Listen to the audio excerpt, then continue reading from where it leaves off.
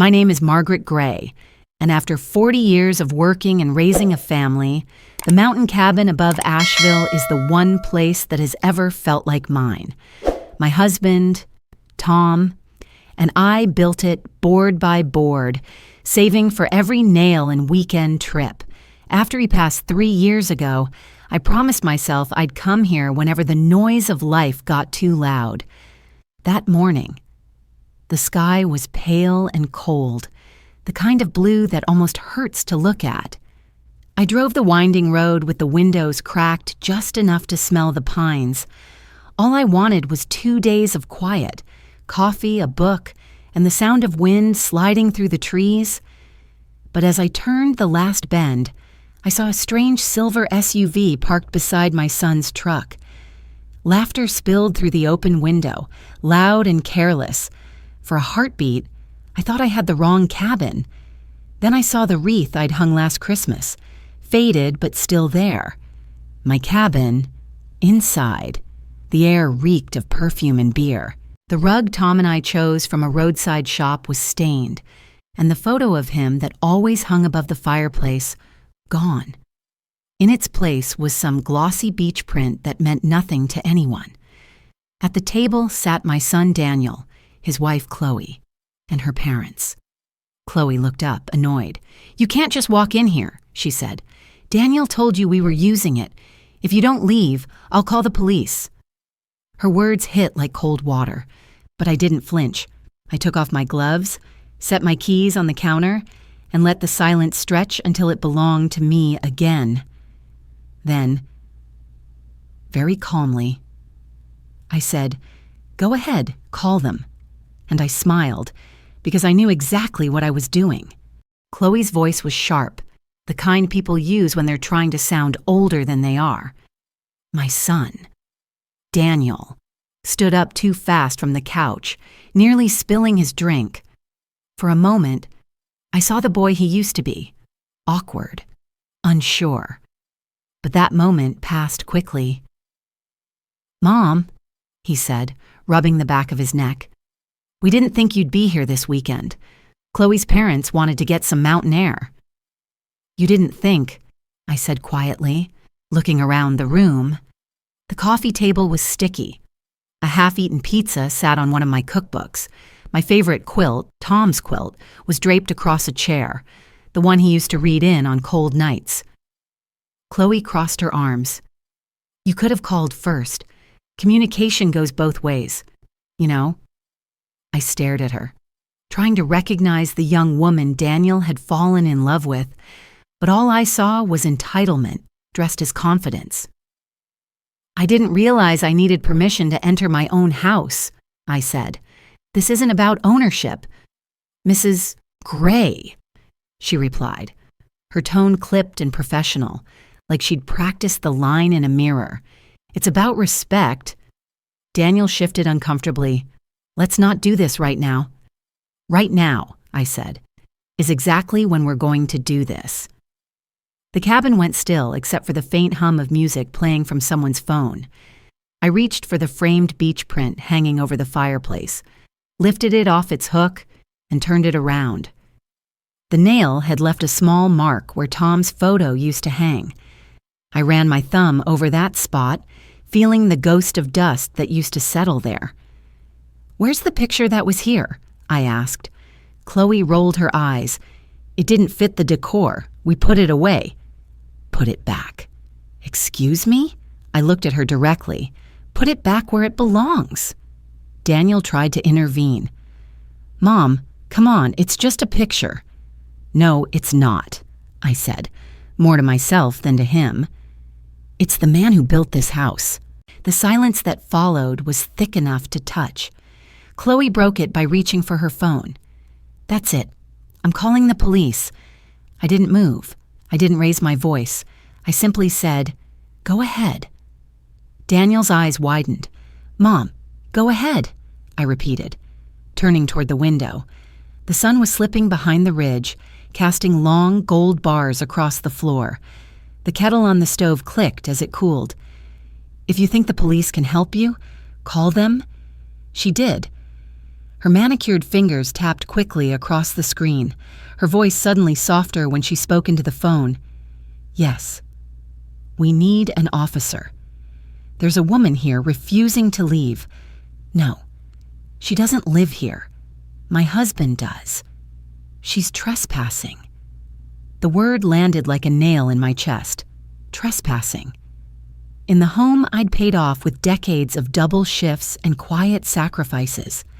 In the space where I'd kissed my husband goodbye for the last time, I let her finish the call, then went to the counter and poured myself a glass of water. I drank it slowly, watching the condensation slide down the glass. Outside.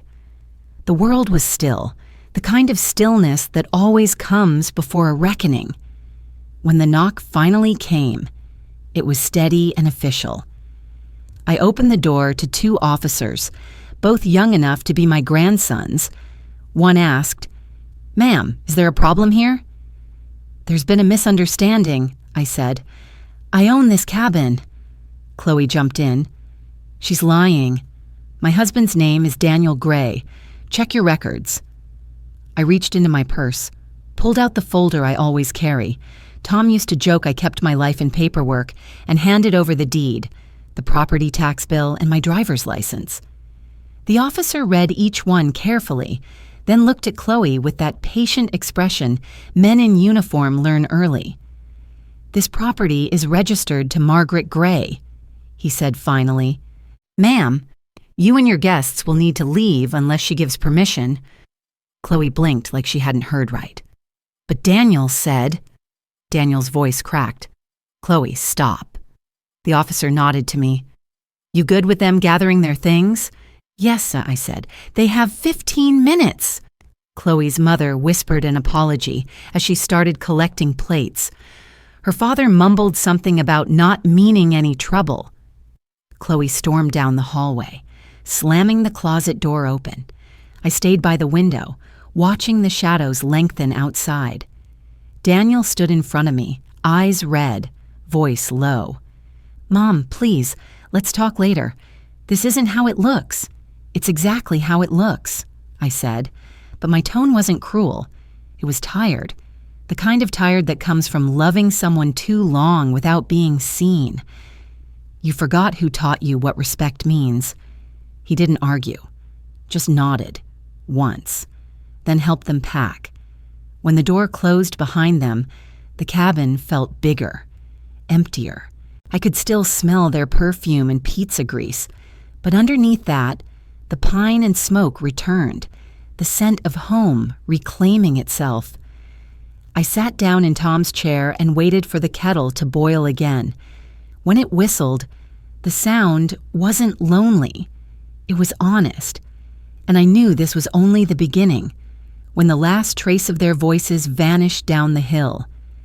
I stayed sitting in Tom's chair, hands folded around the warm cup of tea.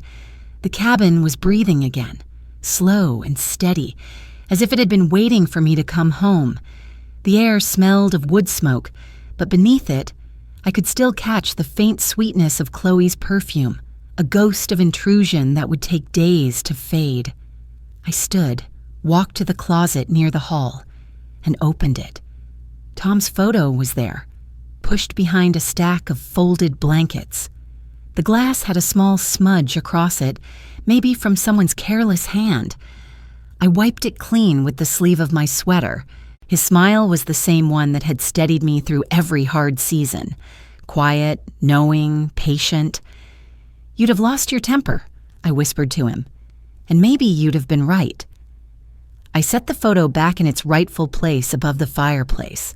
The small nail held it easily, like the wall itself remembered the weight. Then I looked around the room. Beer cans, crumbs, the cheap plastic cups they'd brought, and decided that cleaning was the only way to make the silence bearable. I started with the dishes, soap and hot water, the clink of porcelain against the sink. The rhythm calmed me, gave my hands something to do while my mind caught up. Every stain I wiped away was another little act of taking my life back. When I finally sat again, the light outside was thinning into evening. I reached for my phone out of habit, but the screen felt heavier than it should. The list of automatic transfers sat in front of me like a confession. Car payment, insurance, tuition, rent, all the small rescues that had turned into expectations. For years, I told myself it was love. Helping Daniel and Chloe meant keeping them safe, right? It's what mothers do. But maybe I'd confused love with fear. Fear of watching him fail. Fear of being left behind if I stopped fixing everything. I opened my notebook. The first page was filled with grocery lists and reminders. I turned to a blank one and wrote at the top, "Stop carrying what isn't yours." Then I called the bank. The hold music played some cheerful jazz, the kind that sounds like denial with a melody. I gave them my information and said clearly, "Cancel every transfer to Daniel Gray and Chloe Harper, effective today." "Are you sure, ma'am?" the woman asked kindly. "Yes," I said. "I'm sure." Then the insurance company, then the auto loan. Each time I hung up, my heart pounded a little less. The weight didn't disappear, it just moved somewhere more manageable. When it was done, I opened my messages. There were 2 unread texts from Daniel. "Daniel, we're sorry, Mom. We didn't mean for it to go that way. Daniel, can we come back tomorrow, just to talk?"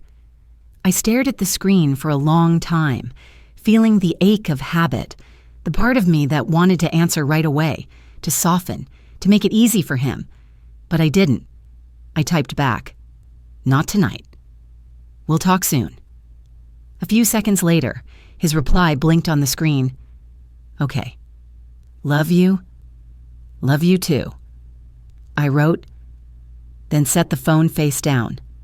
The fire had burned low, a soft orange pool in the grate. I picked up Tom's old mug and held it with both hands.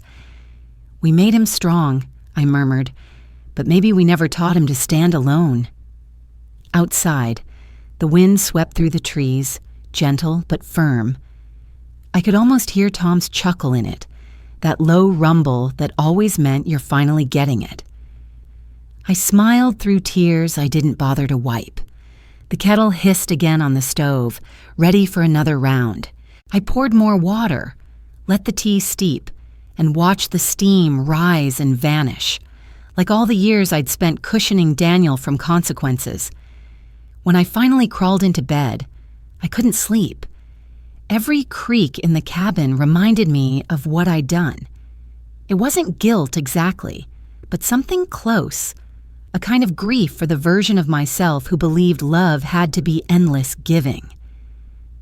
I rolled onto my side, staring at the photo of Tom across the room.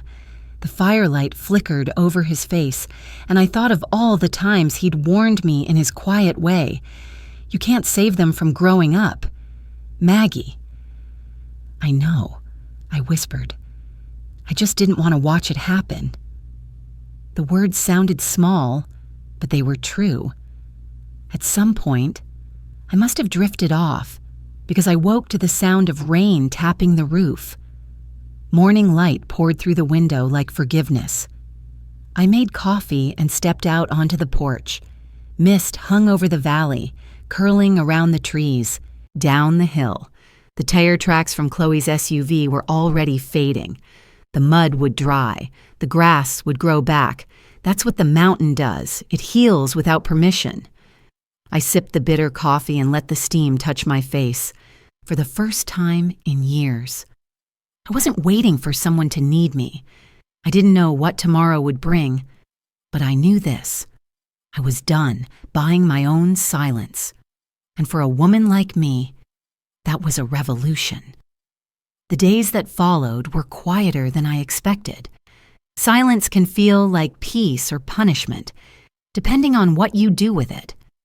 I filled mine with small routines, sweeping the porch, airing out the quilts, writing in my notebook every morning like it was a promise.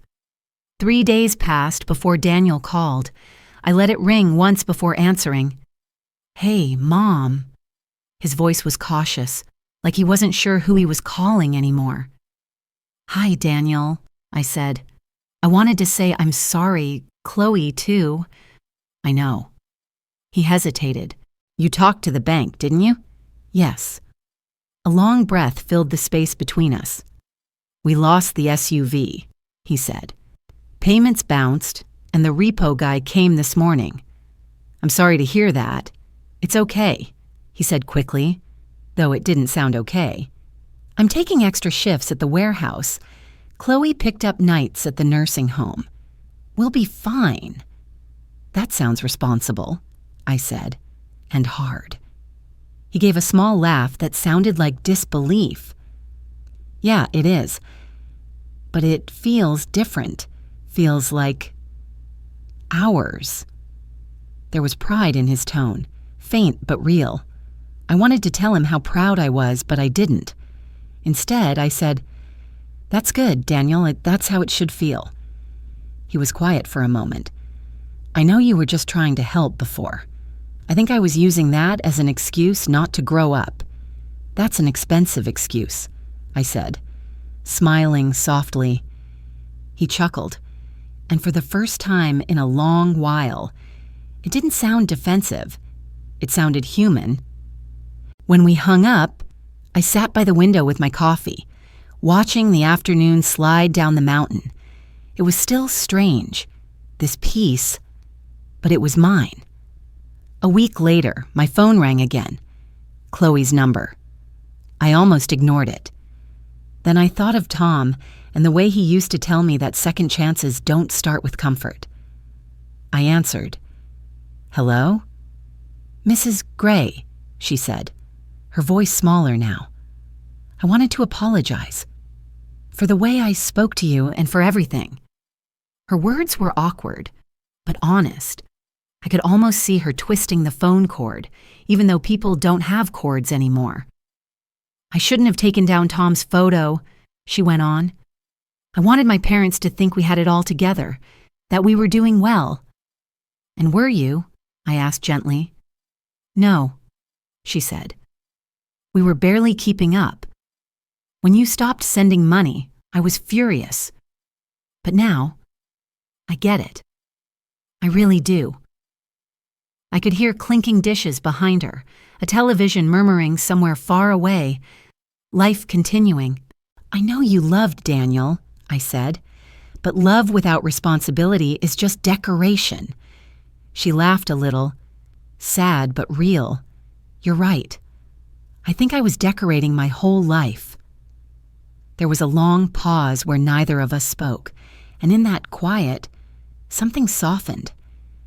Thank you for picking up, she said finally.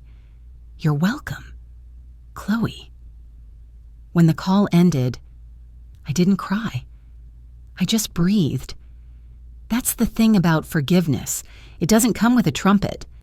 It arrives like a sigh. By mid-December, the cabin had settled into a rhythm again. I visited every few days, checked the pipes, restocked the pantry, sat by the fire with a book. Sometimes I spoke to Tom's photo like he was still in the next room. It wasn't madness, it was marriage, just extended beyond time. One Friday, as I was chopping wood outside, a familiar car turned into the drive. Daniel stepped out, his jacket frayed, eyes tired but steady. Chloe followed, holding a small brown envelope. They walked up the steps slowly, like people visiting a grave. Hi, Mom, Daniel said. Hi, I said. You too cold, come in. Inside, they hovered near the door. Chloe clutched the envelope. We came to return these, she said, handing it to me. Inside were 2 silver keys, the spares I'd given them years ago. Daniel rubbed his palms together. We shouldn't have kept them this long. We shouldn't have done a lot of things. I looked at the keys, then at their faces. They weren't the same people who'd shouted in this room weeks ago. They were smaller, humbler, more real. Chloe gestured to the covered frame in her hands. We also brought this back. The beach print. It doesn't belong here. I smiled faintly. No, it doesn't. She set it gently on the table. Her eyes drifted to Tom's photo above the mantel. He looks kind, she said quietly. He was, I said, and patient. Both of those can be dangerous if you let people mistake them for weakness. Daniel shifted his weight, then reached into his pocket and unfolded a single piece of paper. We met with a financial counselor, he said. We made a plan, budget, goals, all that grown-up stuff.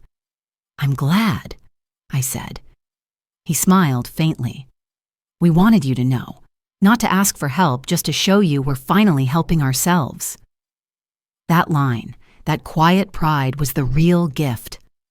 I nodded, swallowing the lump in my throat. That's all I ever wanted. We didn't hug. We didn't need to. Some forgiveness doesn't need ceremony, it just needs presence. When they left, the sun was setting behind the ridge, turning the snow pale gold. I stood on the porch holding the keys, their metal cold against my palm. I didn't feel victory or vindication, just a simple, grounded peace. Inside. The cabin was warm again. I set the keys next to Tom's photo on the mantel. Looks like they're learning, I said to him. And maybe I was, too. Christmas Eve arrived the way quiet miracles do, without fanfare, without apology. Snow began early, small flakes brushing the window panes like soft breath. I spent the afternoon baking the kind of cookies Tom used to burn, half on purpose just to make me laugh. The cabin smelled of butter and wood smoke, two of the gentlest things I know. As dusk settled, I lit the tree in the corner. It wasn't much, just a handful of white lights and a few glass ornaments that had survived the years, but it was enough. The fire hummed low in the hearth, steady and calm. The whole room felt alive again, like it had forgiven us all for what we'd done to it. Around 9, the phone rang. Daniel's name glowed on the screen. For a heartbeat.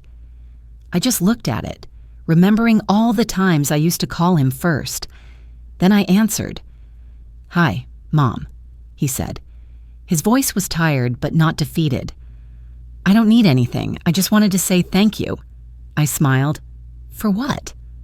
"For letting me fall," he said. "For not rescuing me again. I hated it at first, but now I get it. You were right." I leaned back in Tom's chair and stared at the firelight dancing on the ceiling. "I wasn't trying to be right," I said. "I was just trying to stop losing myself." He laughed softly, the kind of laugh that carries more peace than humor. "Well, it worked. We're doing okay. Chloe's hours are steady, and I actually like the warehouse. Feels good to come home tired for a reason. I'm proud of you," I said, letting the words stand unadorned. "Thanks, Mom. Merry Christmas." "Merry Christmas, baby." When the call ended, I didn't move for a while. The phone lay on the table, glowing faintly before going dark again. I thought of all the nights I'd stayed awake worrying, all the small compromises I'd called love, somewhere in that silence. I finally forgave myself for confusing sacrifice with devotion.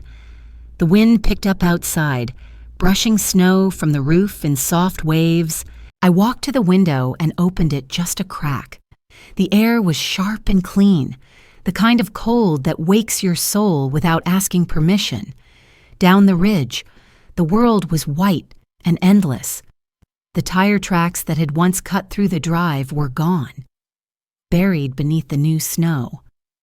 I turned back to the room. Tom's photo hung above the fire, the glass catching the tree lights in a quiet shimmer. Next to it lay the cabin keys Daniel had returned, gleaming faintly in the firelight. They weren't just metal anymore. They were closure and permission and proof that love can survive boundaries. I whispered, "We did it, Tom." The words caught in my throat, half a prayer, half a sigh. Love, I realized, isn't a ledger to balance or a debt to repay. It isn't rescuing someone until you're empty. Love is the courage to stand at your own door, steady and kind, and wait for the ones you love to learn how to knock. I threw another log on the fire and sat until the cabin was warm enough to feel like breathing. The snow outside fell thicker now, hiding every old footprint, every trace of hurt. It was the kind of night that asked nothing and gave everything in return. Quiet, forgiving, whole. When the last ember dimmed to a soft red, I whispered goodnight to Tom, to Daniel, to the woman I'd been before all of this began. And for the first time in a long time, I didn't feel like anyone's trespasser. I felt home.